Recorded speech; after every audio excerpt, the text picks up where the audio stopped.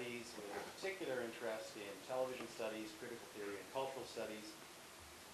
Among other things, she was the Rogers Chair before me, and she's now working on a new book on American television post 9/11. Yes. Right? Okay. Sasha.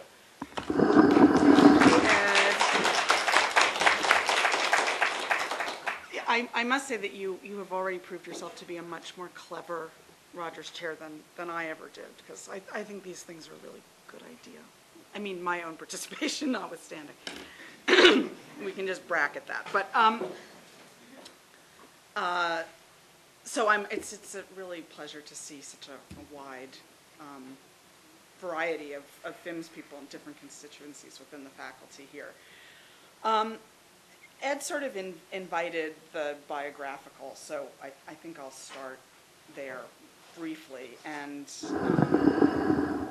say that I'm also a U.S. citizen, and I moved to Canada in 2002, just about a year after 9/11,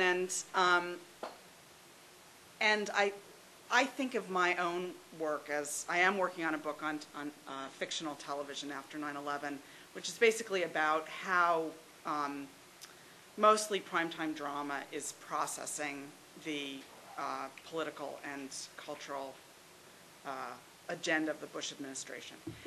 And it's a book that's taking me a really long time to write, because every new thing that I find out about my topic sends me to bed for 2 days, because it's so unbelievably depressing. But anyway, we'll just bracket that for a moment.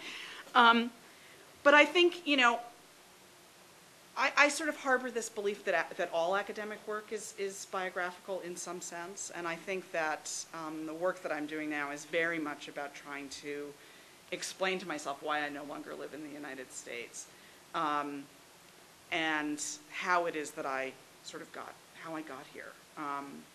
Because I think not even starting with 9/11, but starting before that, starting with the 2000 election,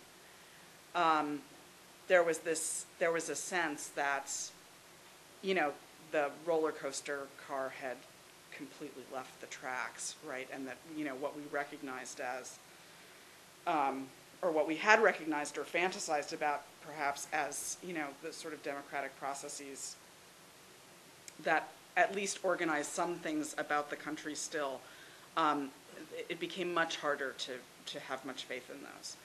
And then after 9/11, when anyone who wanted to ask the question, well, what might U.S. foreign policy have had to do with this event, was told in no uncertain terms by the president, by the vice president, by members of the Supreme Court, by members of Congress, very publicly. There were a lot of speaking tours in the summer after 9/11 of people saying, essentially that was an unpatriotic thought, and so to have that idea was to not be a patriot, and that discourse seemed to have a kind of purchase on the national psyche that I had never seen before in my lifetime. So I think that's the kind of biographical piece. And there's, doubtless more to say about that, but that's all I'm going to say about it now. So to turn to the question of sort of what this means for, what's something like the War on Terror, how it takes up space in my intellectual life, and kind of what I do with it on a daily basis. I would start with, I think of myself as someone who works within the academic tradition of cultural studies, and for me that means always working with, trying to keep a number of different kinds of balls in the air at once, and for me those balls have to do with thinking about textual artifacts, and simultaneously with thinking about how they're produced, who consumes them, and the socio-historical context in which they circulate, right? So trying to do all of those things at once. I mean, another way to say that would be that I think of something like the War on Terror, or something like, I would be more likely to call it sort of post 9/11 U.S. culture, that I think of that as a discourse in the Foucauldian sense, that I think of it as an amalgam of texts and practices and institutions all sort of interacting with one another and forming the field that allows us to think what it's possible to think about these topics. So for me, the practical work, as someone who works on television, which is something that is difficult to archive and and that one has to archive oneself, right? That there aren't places one can go to find all of the. I mean, increasingly there are, but you still can't find all of the episodes of Threat Matrix, which a 13-episode show on ABC that aired in the fall of 2003. Unless you're really lucky on eBay, which I was. But anyway, so for me, the first step is like, I'm thinking about this discourse, which is an amalgamation of texts and practices. So the first thing is that I have to start assembling the texts. So for me, a lot of my life revolves around my DVD players and eBay and just collecting stuff, right? And just being online a lot, Googling a lot, and making sure that I've sort of got a sense of, well, all the U.S. primetime shows that dealt with torture in X season, and just trying to get them and see them.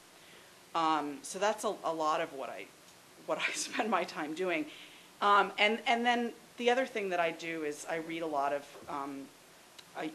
U.S. journalism and a lot of books about the Bush administration, which again is read a paragraph, go to bed. Read a paragraph, go to bed.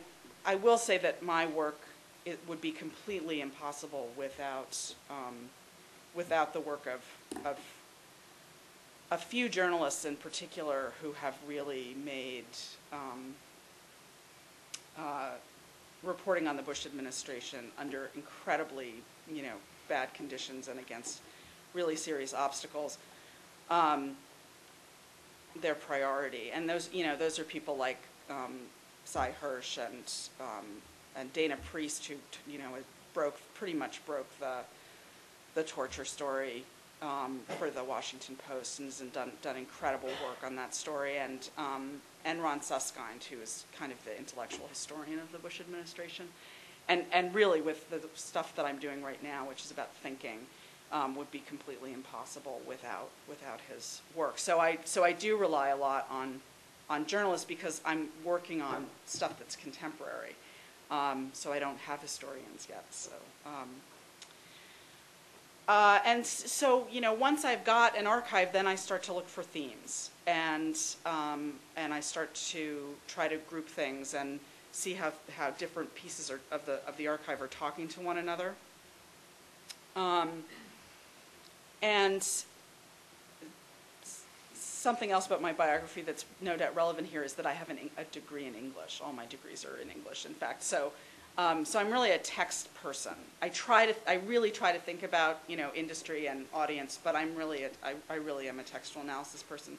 That's the thing that I do best and the thing that I feel most comfortable with. So at that point, when I'm at the stage of sort of pulling apart the archive and looking for themes, then I start. Once I've got things sort of into groupings, then I begin to look for places where texts stop making sense for some reason.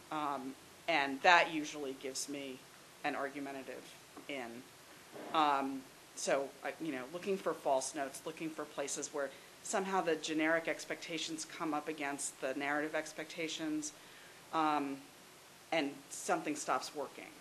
Because television is a narrative medium, which is all about things running smoothly, right? So when there's some sort of an obstacle, I usually know that that's a place to home in. I'm sure I've talked for way more than 10 minutes. So that's just to give you a sense of my method and where I think it comes from. I think that there's, I think we have there's a lot of interesting overlap and also a lot of interesting diversion. So I'm excited to see what you guys make of it all. So thanks.